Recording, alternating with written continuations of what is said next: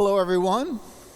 Welcome to this presentation of Trinity Lutheran Church Camp Hill's 125th history.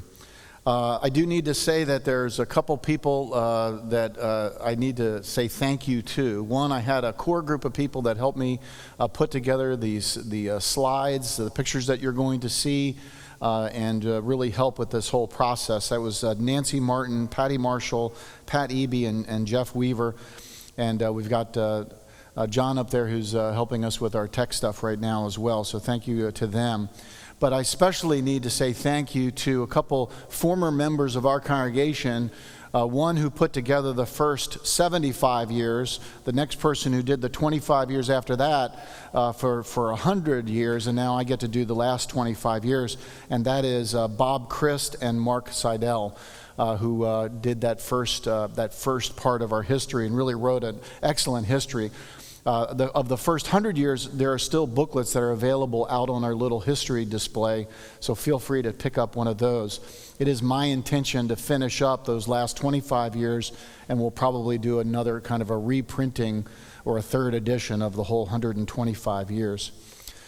Lutherans have been in Cumberland County, at the eastern end of Cumberland County, since 1787. That was the year of the founding of our country and the death of Henry Melchior Muhlenberg, the patriarch of Lutheranism in America. The first church was located on a bluff overlooking the Conneauwinget at what would be the end of 21st Street. So actually the first Lutheran church, technically I guess you could say, was in Camp Hill, beginning at the Chapel Hill Road. And there is still a cemetery that is up there where that original church stood. The land was given so that it could be a church forever. Forever lasted about 13 years. When the church decided to take a half interest in the Peace Church, along with the German Reformed Church along Trindle Springs Road. And that became the home for the next 60 years. So that was in 1806. They then founded, of course, St. John's in Shiremanstown to the east. And by 1866, there were 3 Lutheran churches to choose from: St. John's in Shiremanstown, Trindle Springs, and Trinity in Mechanicsburg. But what about Camp Hill? Well, for the simple reason Camp Hill didn't exist. There were only 4 houses between 15th Street and 32nd Streets. But by 1885, the borough was incorporated, and in 1892, an electric railway was planned. And that really led to the growth of Camp Hill. By the mid-1890s, they were ready for more churches. The Church of God was first, followed by the Methodists in 1895 and the Lutherans in 1897. So Lutherans in Camp Hill, the early years. In 1897, the Minutes of Trinity, the very first minutes, talk about a certain agitation for a Lutheran church to be formed. And so a committee was formed by the Cumberland Valley Conference of the Western Pennsylvania Synod of 5 local clergy and 2 laypersons. And they canvassed this area and found, quote, quite a number of Lutherans would welcome regular services and a Sunday school. So 36 persons became charter members, and they held their first service on Sunday, September 13th, 1897, in the orphan school, which had been vacant for 7 years. Now, after they had this service, they realized that they had not taken an offering until, quote, one enthusiastic brother suggested it. And so out of that 125 people present, many local church members attended. The offering was $4. Over that period of time, those local pastors then supplied to be here on Sundays. On April 24th, 1898, a formal vote to organize as the Lutheran Church of Camp Hill. Now I say that Camp Hill because it was a small H, and it all ran together at that time. The next week, the congregation voted to purchase a 100-foot property on the Harrisburg-Carlisle Pike for $600. On November 19th, 1898, the charter was approved by Cumberland County Court, something that you had to do in those days. And by its terms, the church was projected to never exceed a yearly income of $10,000. Those terms were updated in 1926. So I'm going to talk about some of the different pastors, and I found that would be the easiest way to kind of divide these histories up, so that you could kind of see the motion of how things came to be. The first ones we're going to be talking about is 1898 to 1923, the Weigel years. A church building was dedicated the following year. The total cost of that building was $6,296. And the year after, they called their first pastor, Dr. Elias Weigel, who was part-time also with Trinity in Mechanicsburg. His salary was $22 a month. Don't get any ideas. Camp Hill became Camp Hill, and expanded to now 3 streets, not just the 4 original houses. By February 1912, Dr. Weigel went full-time, and a parsonage was built at 1959 Market Street. It's still there, right over there, for $4,057. Pastor Weigel was known for many things, but he was also known around the community for raising chickens in the backyard. Now, during World War I, even while Lutheran churches, especially German Lutheran churches, were experiencing a lot of backlash because of World War I, Trinity didn't really experience that as a lot of the other Lutheran churches. We were generations removed from people that had come originally from Germany, and English was the only language that had ever been preached and used in the worship services. It was still, though, some difficult times, as you can imagine. In 1924, William Swoop became the pastor and served for 5 years to 1929, just before the Great Depression kicks off. In 1925, Boy Scout Troop 51 is started. So one of the earliest Boy Scout troops actually in the United States. This troop continues to be what I call an Eagle Scout factory. We have a plaque that has 95 names of Eagle Scouts over the years.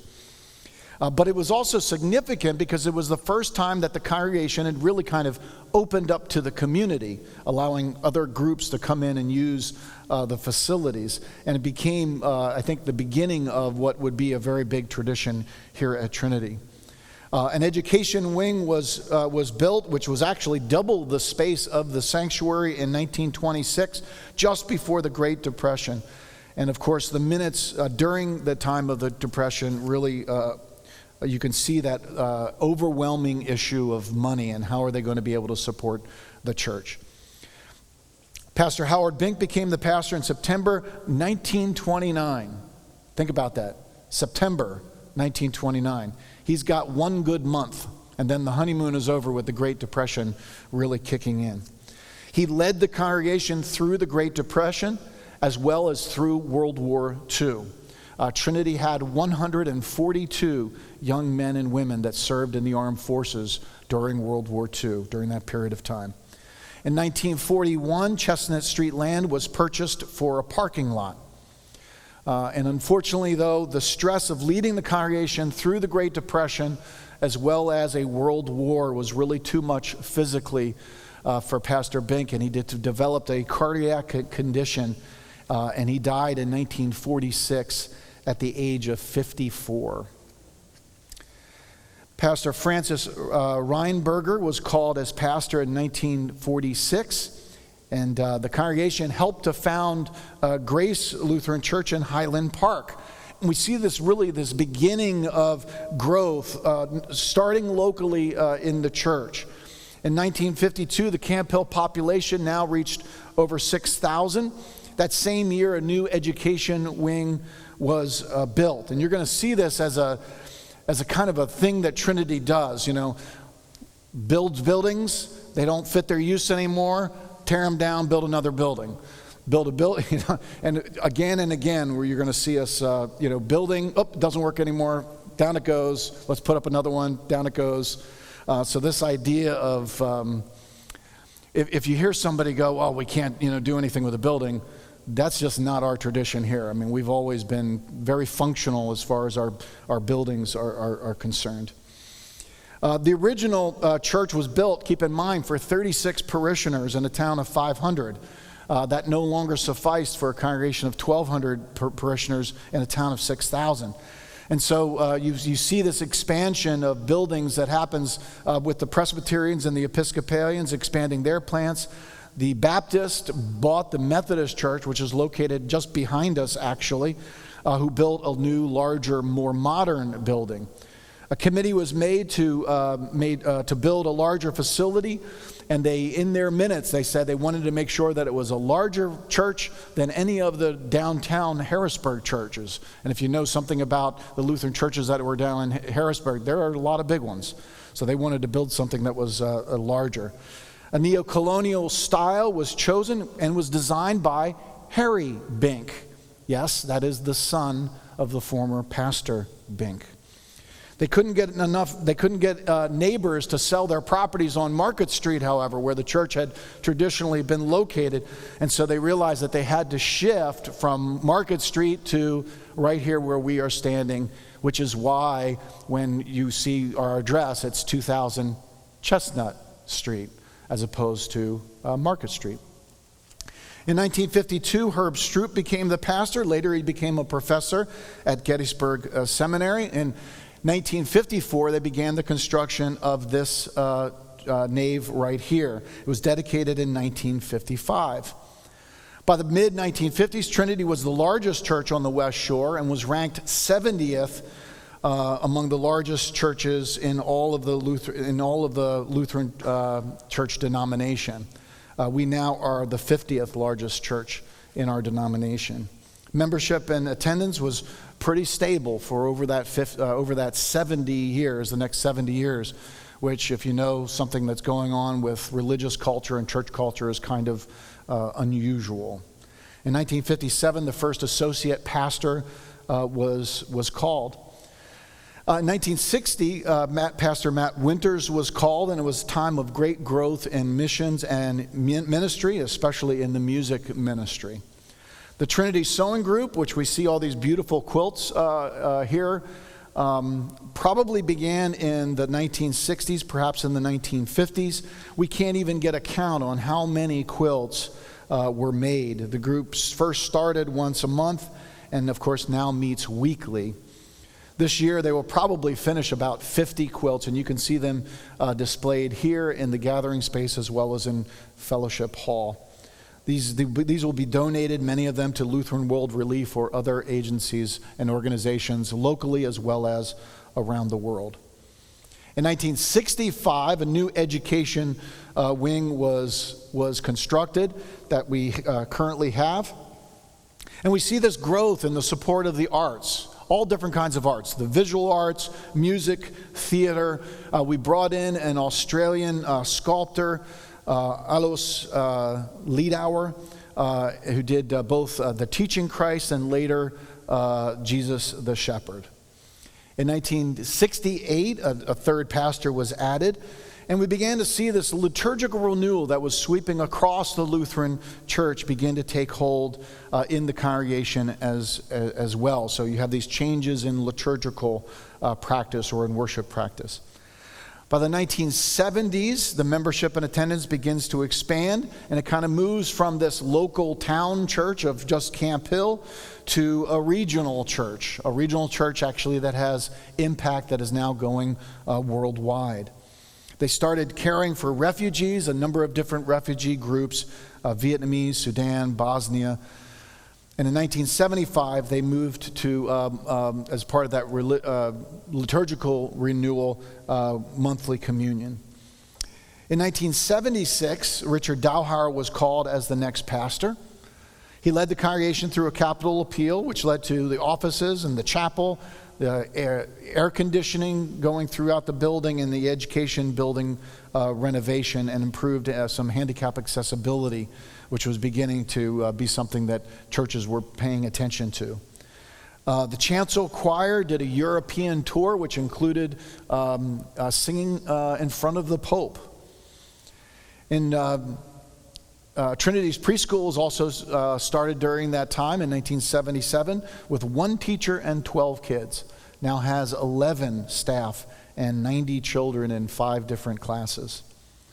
The adoption of a new Lutheran hymnal in 1979 turned out to be a major point of conflict in the church in the mid-1980s that led to the pastors seeking other calls and resigning of Pastor's Trinity. So it's one of those more difficult times that the congregation experienced.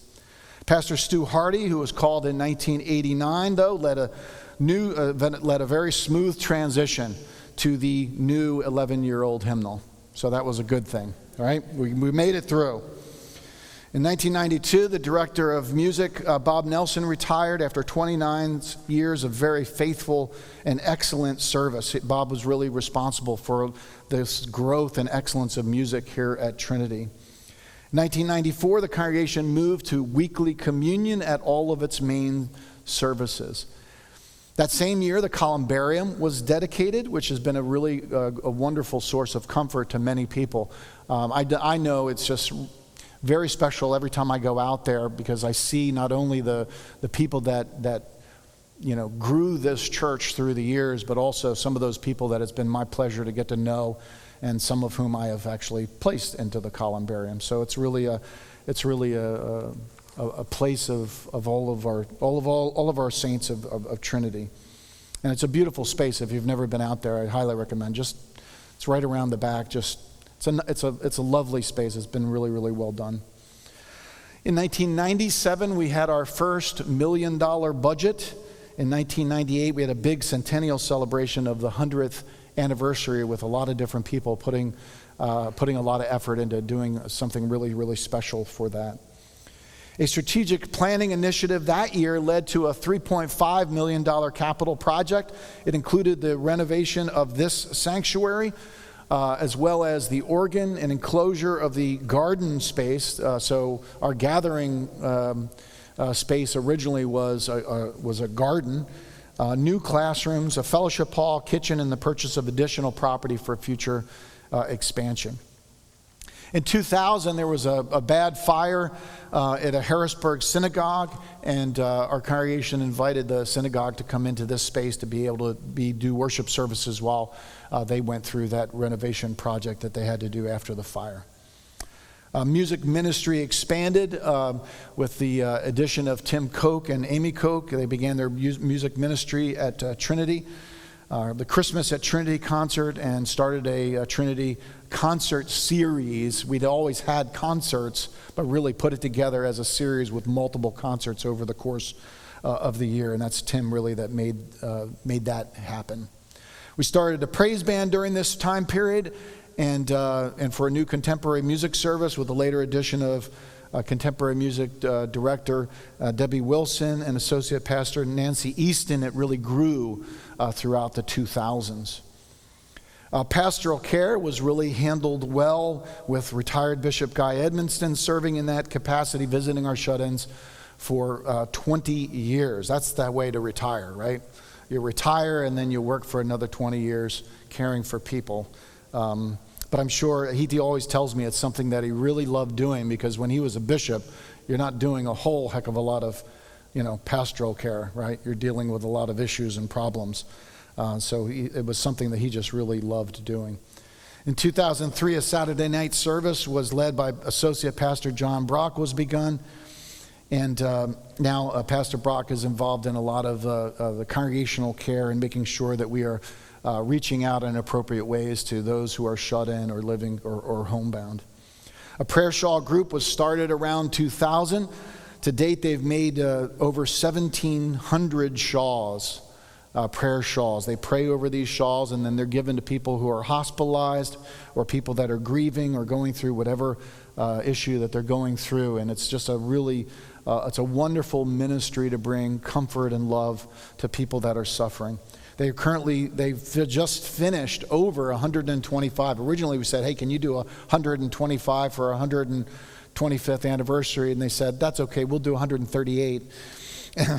That they donated to the Hershey Medical Center in the children's wing in honor of our 125th anniversary. They also made little ones for the dolls of the kids. Really beautiful, really, really beautiful. Pastor Hardy retired in 2010 after 21 years of very faithful service.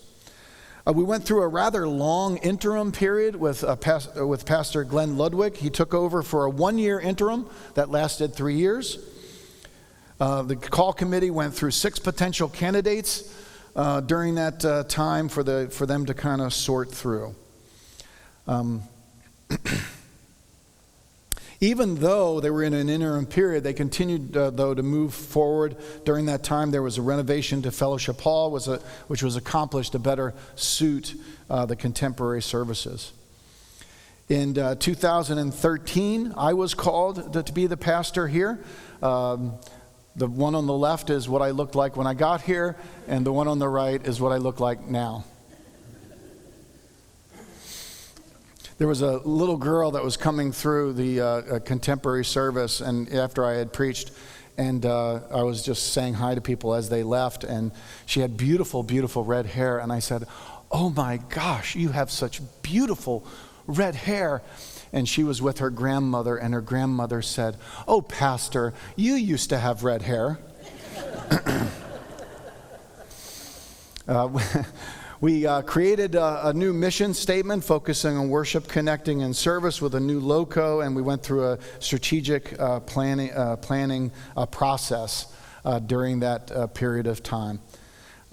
Pastor Easton left after an exceptional service to Trinity, and Pastor Liz Fry became the newest pastor to serve Trinity with an emphasis on engagement, especially in missions, evangelism, and community outreach. We went through and some of this you already know, some of you that have been here, you know kind of recently what we've been doing. We did a renovation work of the steeple, a completely reorganization of the parking lot, adding a number of different spaces, as well as doing something very creative like putting the handicap spaces closest to the building. Remember the old handicap spaces? You had to walk halfway down the parking lot to be able to get to them. The steeple ended up becoming a real problem when during a bad windstorm we had a section of the steeple actually came flying off, and luckily it landed on the portico roof. So we knew we needed to move quickly with that renovation. We went through a $1.3 million capital appeal and renovation project where we upgraded all of our security of the building, completely renovated the gathering space of the library, and my favorite project, the bathrooms. Yes, those 1955 bathrooms needed to be upgraded. There was a great challenge leading through the pandemic. You might recall Christmas Eve in the parking lot, ashes to go, communion outside as you could drive through and get it after the service. Trying to stay connected to the growth of our online presence in a lot of different ways, website, Bible studies, Facebook devotions. And our online service at 9 o'clock still continues to be our largest attended service. We still have 300 people that are watching online. In 2022, the Lower Susquehanna Synod moved their offices to 1959 Market Street after a major renovation of the house that was really needed. So it's good to be in partnership with them. Trinity has a long history of partnership with not only our synod but also other ministry partners in our denomination over the years. We also became partners in the Downtown Camp Hill Association, as they sought to kind of revitalize the downtown. We are hosting the Market on Market, which is the farmers market that goes all the way from May into October. Continues to be a really nice outreach for us. In 2023, we had a solar project, installation of 322 solar panels, which will offset all of Trinity's electrical usage at some point. There's obviously some transition that you go through as it goes to that. So what are some of the things of Trinity's legacy? I think our willingness to change and adapt to meet the needs of the congregation and the community is really important. We've never been afraid of making shifts as we need to make shifts. We have an excellence, and I believe, in worship and music here, and this has been a long tradition and a foundation of what we do. Really, all the work that we do really springs from our worship experience and then goes out. And we are really, people talk about this a lot, we are a 24/7 church. We have many outdoor organizations and support groups that use our building on a daily basis. Al-Anon, AA, Gamblers Anonymous. We also host the Harrisburg Symphony Youth Orchestra, the Boy Scouts, of course, Cub Scouts, Girl Scouts, Synod events where they need a larger space. As a matter of fact, last year we were the site for the Synod Assembly. It was held right here. Our missions outreach is not only monetary, but over the years we have made many mission trips to Alaska, the Northwest Territories, the Rocky Boy Indian Reservation, Camden Lutheran Parish. We heard Pastor Phil Hirsch a couple weeks ago talk about his experience as one of the pastors of the Camden Parish. Guatemala, the Seacoast Mission in Maine, so many others, not only investing our time and our money, but also sending people to actively participate in those ministries. And finally, our social ministry outreach has also involved many volunteers as well as financial support. I talked about some of the sewing groups. The tutoring in the Harrisburg schools is a big program that we have as well. We have a 50-year history of working with Lutheran World Relief and disaster response and food pantries here in our local community as well. Trinity has also been an incubator of future leaders in the church. Dozens of interns, a dozen sons and daughters of the parish have become pastors, including a missionary, a deaconess, and 2 bishops. And we've also had a great stability in our staff.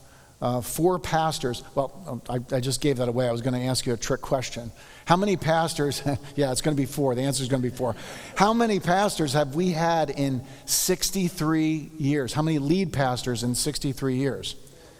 4, that's right. That's incredible. 4 lead pastors in 63 years. That's incredibly unusual, and I think it's really added to a lot of stability. We've also had long tenures of staff members, finance, administration, faith formation, custodial, and other new positions in communications and technology to meet the needs of an ever-changing world and ministry. But I think our most important legacy has been you. It's been our people, doing life together, sharing our faith, caring for our community and world, and thanking God for all of his blessings. Any questions?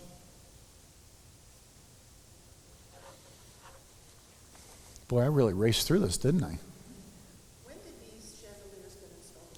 What kind of stories? The chandeliers, I think, No, they kind of just showed up. They were kind of planned, but they kind of just showed up too. I think they were planned with not telling a lot of people about it, and then when they showed up, it was like, oh, how did that happen? Yeah.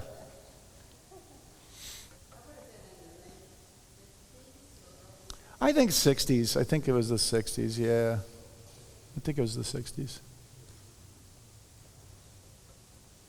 Yeah. I want to thank you for caring enough to go back and look at this history. I think the history of this place is so important. And you had to go learn Yeah. All of us know some parts of it, but this was a great thing to do. Yeah, thank you. It was, she was saying, I have to say this out loud because, so that other people can hear who might be watching this later. She was thanking me for putting together the history and reading the history and caring about putting this presentation together. Yeah, I was a history major in college, so I just love history. So it was wonderful to read the stories and really my two predecessors before who wrote the history really did a wonderful job for the congregation to be able to put that together. I'm actually planning, I think this is a great topic for a sabbatical, to actually put together the next turn these bullet points into a written history to be included. So I think that's what I'm probably going to do during that time. I think that would be a really good time spent. So yeah, it's a really good history too. This is a really good congregation. It's not perfect, obviously. You know, we talked about some different issues that were difficult times for the congregation to go through, and maybe not the best, not our best selves. Yet we were able to recover and go through those things. And we were also served by not only faithful pastors, but also, as I said, the people that were the lay leaders of this congregation through the years really did an exceptional job as well for everybody. Yeah.